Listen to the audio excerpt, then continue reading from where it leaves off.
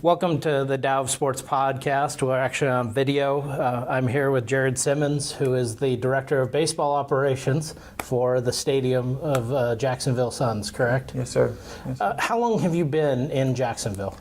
Actually, all my life. I was born and raised here, just right across the bridge over here in downtown Jacksonville. So, been here all the time. Basically, I went to college, way 4 years there, played baseball, but been back ever since. It's been about 3 or 4 years now since I've been back. So, what are some of the things that you've learned both playing baseball and now working in it? Well, there's two very similar things as far as the time and effort you put into it. It's long hours both ways. I remember thinking I was at the field for 3-4 hours before the game starts and being there during the game. So that's like 6-7 hours you're there playing, plus all the practice time. But in the same sense, on the business aspect of it, like we're here all day long. So that's from 9 in the morning on a Monday through Friday until 10, 11 o'clock at night when the game's over. So definitely the time spent is very similar in that sense. So. Okay, so when you see the huge kind of crazy schedules, you think obviously you're making $1 million doing this. Kind of describe, kind of like the pay structure for somebody coming in. You don't have to give me the intimate details of everything you make, but just so people can rationalize exactly what they might make compared to what they think they're going to make. Well, basically, I actually was kind of blessed for our professors I had down in college, but they told us, you're going to work long hours, and you're not going to make a lot of money, especially in minor league baseball with the schedule they have. You play 70 home games, which is kind of insane when you think about it. You're here the whole summer, so it takes away a lot of that time that you think you would have with your friends or whatever. But basically, yeah, like the pay scale, if you hourly rated it out, it's nowhere near what you think you would be making. It's not a glam job. You're not making a lot of money, but if you love it, like I enjoy being around the game, so that's why I love being here. But if you enjoy just experiencing interactions with fans and players alike, it kind of helps a little bit in that sense to maybe not think about the time you spend and the money you make. It's more about you having fun and just enjoying the things you're doing. So every Thursday, Friday, and Saturday night you have off. You're able to do everything you ever want, and you never have to work on those nights when all your friends are partying, right? We play a lot of Thursday, Friday, Saturdays, so those are the nights I'm working. And actually Thursday we always have dollar beer nights. We call it Thursday Night Throwdown. Friday nights you always have fireworks, and sometimes we'll have a concert afterwards, so I'm here even later on those nights. And those are the greatest crowds we have too. They're, it's 5,000-6,000 people, which is really awesome to see. And we have some of the best fireworks around, actually. I mean, compared to even downtown Jackson, they do fireworks for the 4th or something like that. So it's really cool to see that. But yeah, those nights, especially in Saturday too, we have some special events Saturday nights. So I'm here even later, sometimes 11, 12 o'clock. Like I have to help break down the stage for the people, the musicians that play and stuff too. So it's definitely something that's you don't ever think about going in, and then you get here and you start working for a while. You're like, man, I got to do this, I got to do that, I got to do this, So, but it's still kind of beneficial sometimes too, because you get to meet people like you don't never think about meeting before. So. And operations, that's all you do. You don't have to sell at all. You don't have to worry about any of it. No. Actually, what's funny is, whatever your title is here, like your second, non-title is selling. You have to sell group tickets, season tickets. We sell almost everything. I've helped a little bit with advertising, like wall signage and any kind of that stuff. Like I've been involved with a little bit. But if you can sell anything, our owners sell it. That's basically what you get judged on at the end of the year, anyways. And the operations part, the making sure the stadium's functioning right. That's more of like what you're required to do, but like what you're expected to do is more about like sales. Like that's what you're expected at the end of the year to be judged on. That's what he wants you to do, is do sales, which is funny because my sports sales class in college is all I talked about. Is like you can get a job anywhere in sports if you do sales, which is so true. Because like there's going to be a need probably for an operations manager somewhere, but if you have that side skill, that side asset, I guess, that you've already done sales in the past, then they're going to want to hire you even more, probably because you're going to help their organization, not just as a person, single person, but you're going to be able to bring in money as well. So when you're looking at somebody who says, I just love the game and I want to intern for you, is that sometimes a no-no because they're not really in it for the right reasons, or do they not have a fundamental understanding of what they need to do? I think the best part about going through like a sport management program is it kind of does, tell you, at least mine did at Flagler. I went to Flagler College in St. Augustine. They told us, they're not going to want someone that's just a diehard fan that wants to like watch every second of the game, because really you're not. I barely even watch our games that we have here. Yeah, I see highlights every now and then, but it's nothing compared to growing up saying like, oh, I just love football, or I love baseball, or I love whatever it may be. It's not about you being a fan of that sport. It's about you actually servicing the fans that are here and like helping them find their seats, like find out where certain food items are. If they have any problems that arise, you have to solve those things. And usually it's got to be on your feet and stuff. So for someone that's a fan, I wouldn't, especially when they're interning or applying to intern or anything like that, I wouldn't tell them to say, hey, I'm a huge fan of this team. They probably don't want you to be a huge fan. They just want you to be like maybe aware of the game and maybe comfortable with it, and you can kind of explain details of what happens during a sports game that you're working for, whether it be football or baseball or basketball. But they don't want you to be probably like a diehard fan, because then you're going to be like watching the game every 2 seconds. The wonderful paid spectator. Hey, I'm curious about some of the adventures you guys have had here. What are some of the things that stand out to you as whether they be creative promotions or just things that have happened while you were here watching the games? Because minor league baseball alone is a bizarre little thing to where any kind of marketing idea might come to fruition. Yeah, it's very unique because you'll see we have some crazy promotions. We have this.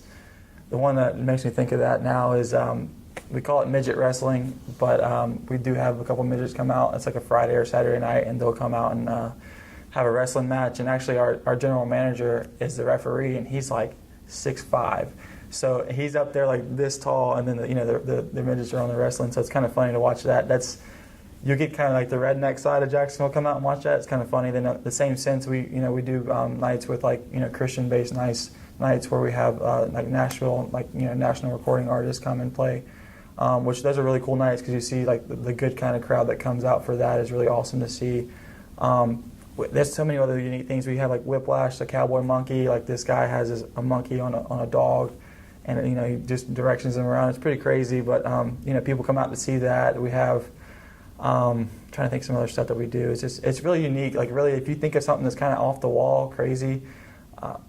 We'll try it, and what I mean. If it works out, we'll keep doing it. Like we have like used car night, and maybe the cars aren't the newest, but it's a free car for someone that can win it. And usually we have like 5 or 6 cars throughout the game we'll give away, and it kind of gets better as the game goes on. So you have like a newer car, kind of at the end of the game. But that's something unique that they always come out to see and try to win a car. So it's really cool. So there's a lot of little small unique things. I'm trying to think of some other ones. The promotions that you probably see more often at other minor league events is probably like the Superstars. You've seen like those kind of crazy acts, or maybe the Bird Zerk, which is similar to the chicken. Which I can't remember his San Diego famous chicken. Yeah, he's very similar to him.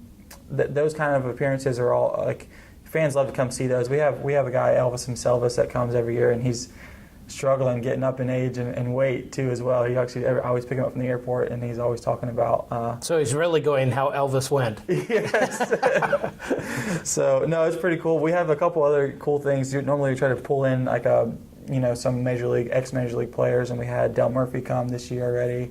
That night actually was really cool. I got to hang out with him and basically escort him around and kind of help security as far as like.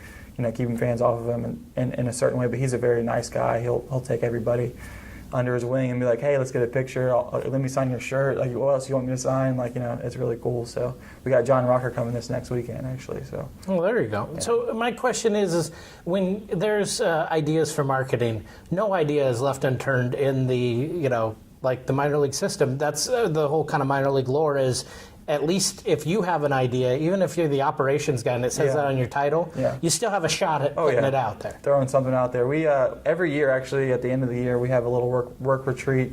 It's a 2-day thing, and basically the whole thing is we present our ideas for the following season, whether that be like a policy change that might improve us as a stadium or as a organization, or mainly what we do is throw out our promotional ideas. Whether it be a giveaway.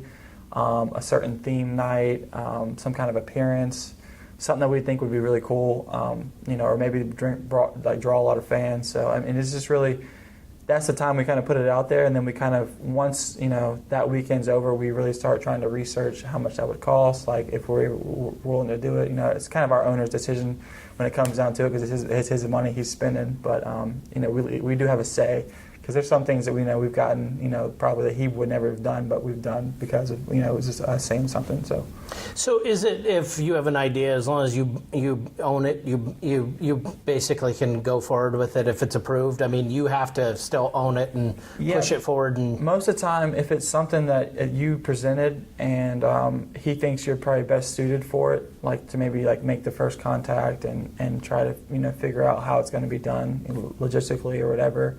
He'll let you run with it, but if it's something that he thinks that we might need a few extra people like here at work to do, he'll just task like a little small task force, like, all right, well, you make sure you call this person, and we need to set up like this, that, you know what I mean, and what else do we need to do, and we'll have certain meetings on it, just depending if it's more important or less important for what he thinks. So let's talk about one of the unsexy things, which is evacuation plans. All of those horrible things nobody wants to do, but we really need to make sure. How do you implement those with fire, police, and everything else to make sure that everyone exits? Because it's one thing trying to get them in through the doors for an hour before games, but 5 minutes into an incident.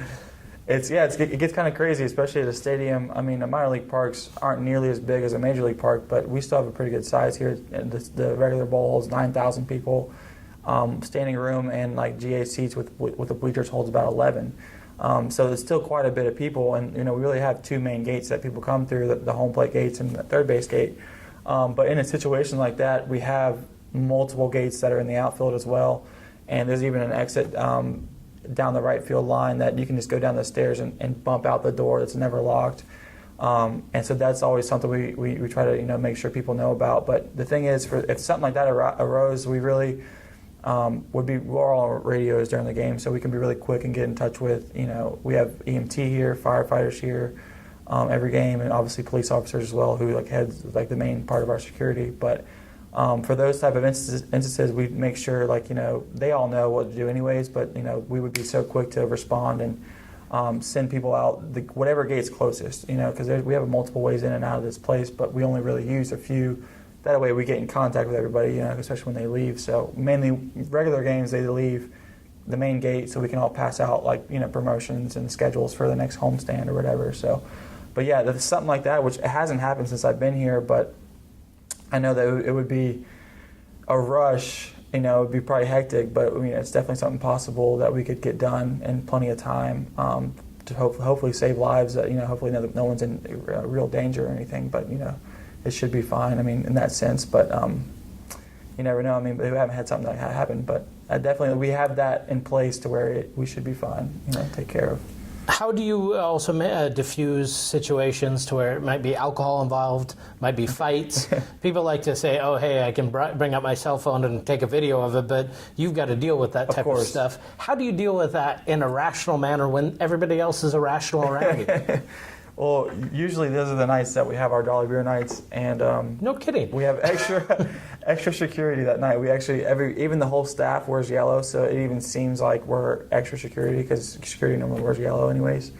So our owner does that just to kind of look at an added presence. Although we could help out with that, but we do have our own security guards that do those things. But being the operations manager and also with our director of stadium operations too, we both kind of work together with our security team, with our usher team, and if any problem ever arises, any fights ever break out, we have cops always. We have extra cops that night too.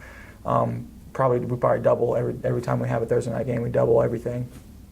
But we've had this. That's happened often. But we give the guy, if it's a real fight, he's out. If it's a minor little talk match or something like that, he's gonna get a warning. If he does something repeatedly, is when we just toss him. If he's obviously incoherent, we get him out of here.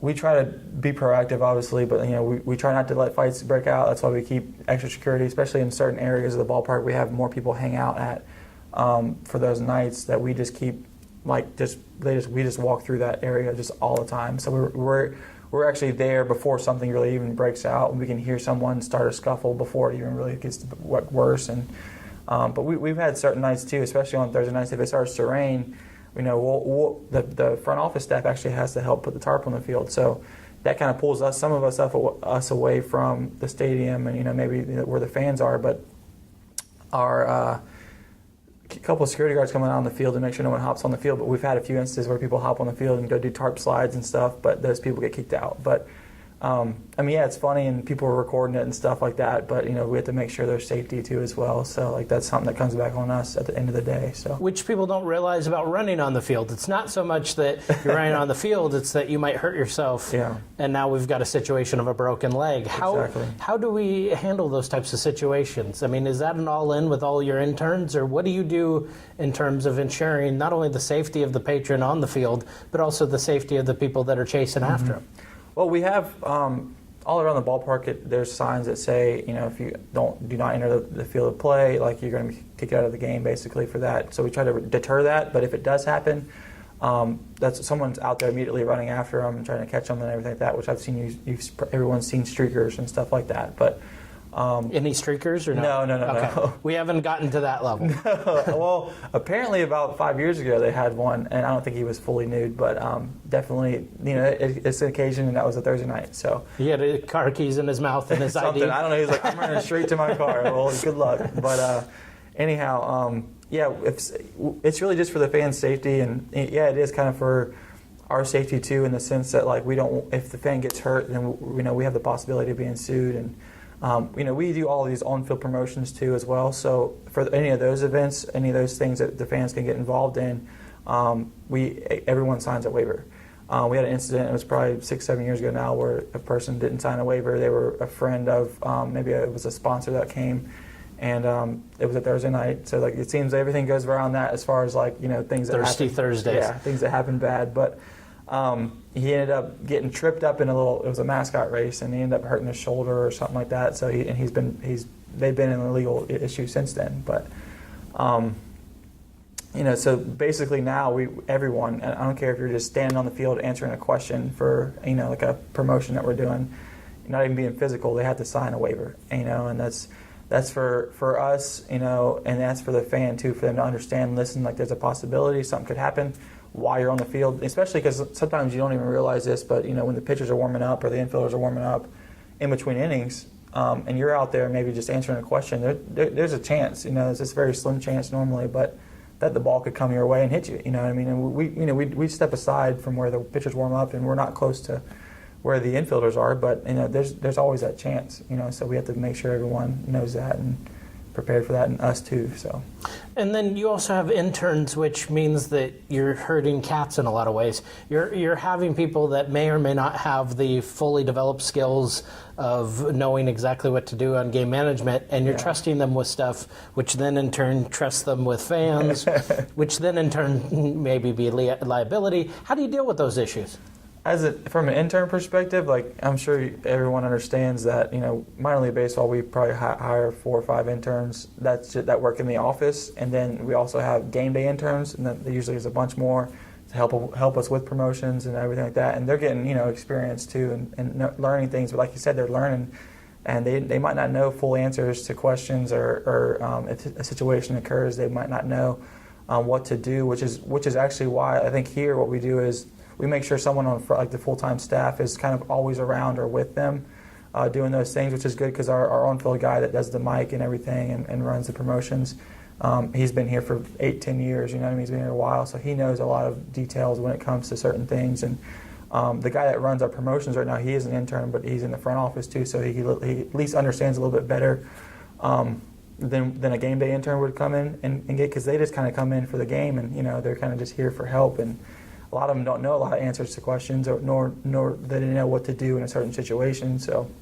we try to be present, at least one person or 2 people present around them to know, hey, don't do this, or yes, you can do that. Or if someone comes up to you and asks a question you have no idea the answer to, please, point them to me and let them come talk to me, or let them come talk to someone that knows. So that's what we try to do in that sense. What do your breakdown sheets look like? I mean, are you developing like down to the minute, or is it more, you kind of have a general idea, mainly because you're dealing with a lot of components. You're not just dealing with the operations of the actual teams playing, you're also dealing with promotions, you're also dealing with people running around, you're also dealing with other things like a band that's coming out That's or true, whatever. Yeah.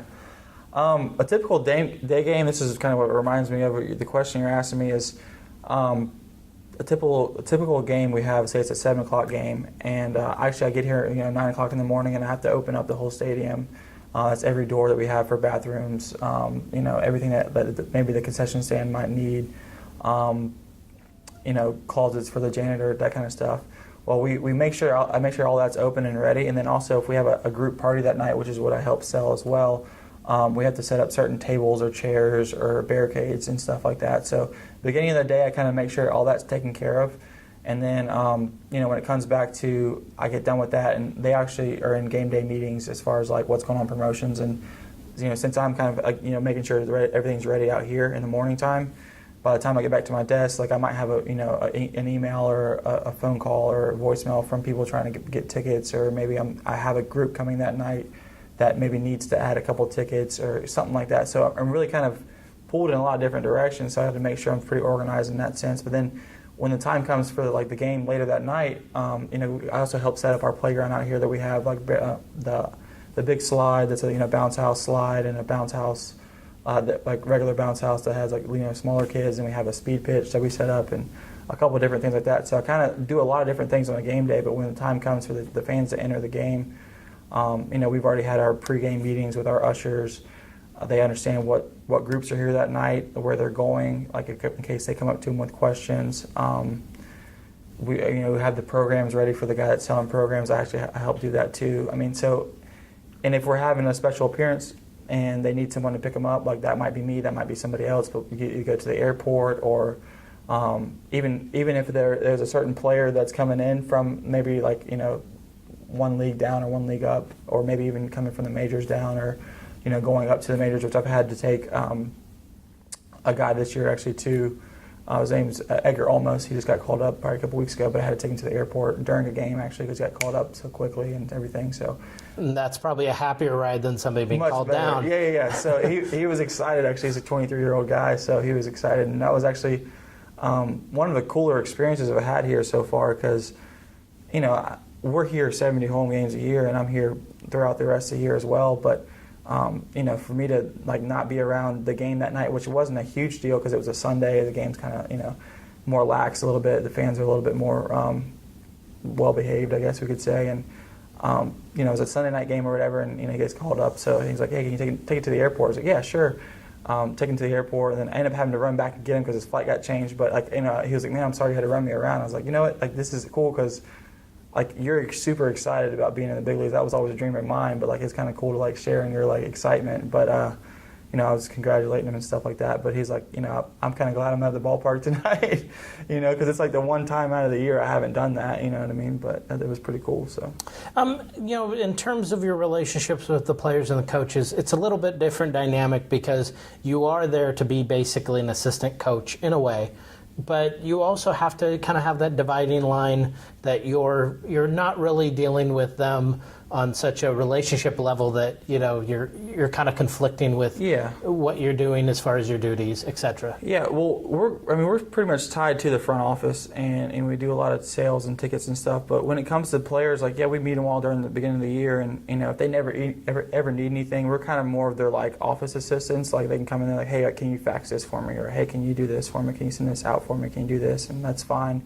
And actually, me being a male, I can go into their locker room and talk to them more if I need to or whatever. But there's probably only a couple of guys here, especially our GM too, that are in a little more contact with the players because A, we're male, but B, there's certain things we need to do with them or they need to have done, or if we have any, because we do have baseball camps too later in the year, and we need to help. They need to help us with that. And I even get out there with them too because having played in college ball, it helps to have an extra person out there sometimes. So I help with that as well. But we're more of their, I wouldn't say an assistant coach type thing. So the relationship is kind of different, you know what I mean? But we're kind of like a staff liaison type thing. Like, hey, like if you need something from us, let us know. If you need anything within the clubhouse, like, you know, that's where our clubhouse manager comes into effect. But if he needs something, then he can come to us. So it's kind of like, it's a weird situation. But some of them, I'm kind of, you know, I'm kind of close to their age too. So in the same sense, like, not that I hang out with them normally or anything like that, but like I will, you know, kind of go around them a little bit more than most other people probably would. So. Okay, so who gets to mow the lawn? That's going to be the big question that everyone's going to ask. Yeah, well, we have a grounds crew, the head grounds crew guy, but he actually... and you don't get to touch it, right? Not normally. He's actually a lot nicer in a sense about being on the field than we've had in the past. The guy we had before was... he just wanted his field to be perfect. So, like, I understood that, you know, that's his job, and he has to get it that way. But this guy actually, his name's Christian, he sometimes will need my help for something random or small. But especially on days that it rains and we have to pull the tarp, actually, most of us stay out there, the males stay out there, and we'll be, you know, using the squeegee to get the water off the grass, which is pretty tough after you've ever done that for like 30 minutes straight. It's not easy. That, or like, you know, trying to dry out, you know, the warning track because it's soaked with water or something like that. But you know, the random days too, if he's like, hey, I need help painting the line, so I'll go out there and help him paint the line. So I'm pulled from my desk then. I'm probably wearing clothes like this and not in clothes that can get kind of dirty. So he's like, you know, no big deal. But luckily on game days when I come in, I am wearing kind of like a slack type clothes, so it doesn't have to worry about me getting things, you know, like nice clothes dirty or something like that. So. Jarrod, thank you very much for coming on the podcast. This has been the Dow Sports Podcast Videocast with Jarrod Simmons of the Jacksonville Suns. Thank you very much. Yes, sir. Thank you.